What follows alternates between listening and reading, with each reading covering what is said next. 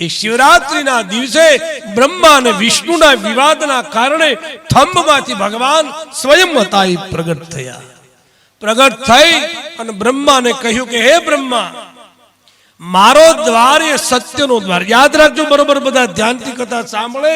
ભગવાન શિવનો દ્વાર એટલો બધો સત્ય દ્વાર છે કે અહીંયા ખોટું કરનારો કદી સુખી ન રહી શકે. બાબા સત્યમ પરમ ધીમહિ, કાળનો પણ કાળ મહાકાલ, સત્યનો દ્વાર છું.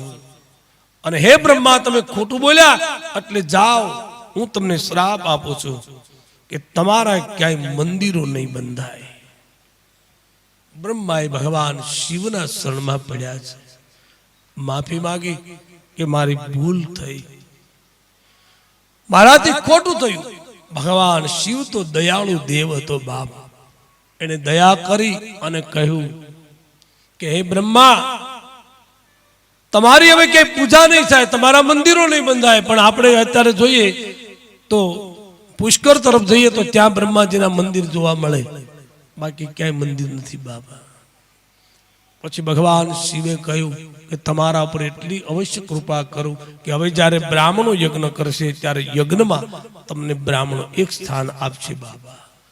એટલે બ્રાહ્મણો જ્યારે યજ્ઞ કરે ત્યારે તમે જોજો, યજ્ઞકુંડની નજીક એક સ્થાપન કરવામાં આવે છે. એ સ્થાપન હોય છે યજ્ઞની રક્ષા કાજે બ્રહ્માનું સ્થાપન વાળા. ભગવાન બ્રહ્માનું ત્યાં સ્થાપન થાય.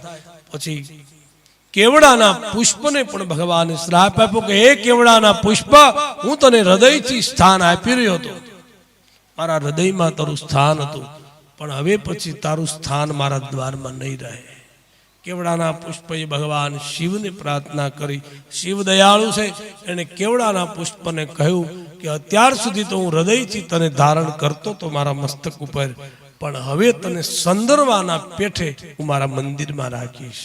શોની ખાતર? ખાલી કેવડાનું પુષ્પ તારે મંદિરમાં ચડે, બાકી ભગવાન હૃદયથી જે સ્વીકારતા એ સમય એનો જતો રહ્યો. કારણ ભગવાનની હારે એને કપટ કર્યું બાબા.